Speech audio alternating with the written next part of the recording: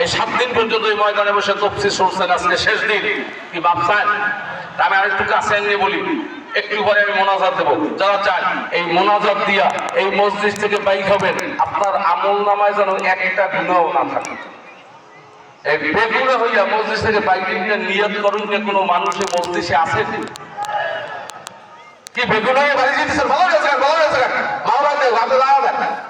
আল্লাহ তুমি সবার কবুল করো, সরে খান আমি আপনার বেগুন হয়ে যাইবেন কেমনি? আমি বললেই কি হবে?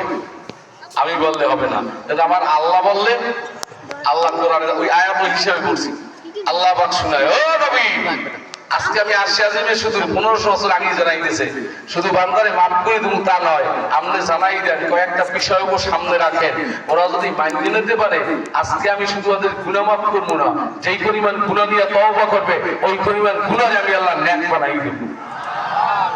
ঘোষণা আমার না, ঘোষণা কার? ইল্লা মা তাবা ওয়া আমানা ওয়া আমিলা আমালান সালিহান ফাউলাইকা ইউবাদদিলুল্লাহু সাইয়্যাতিহিম হাসানাত। সুবহানাল্লাহ।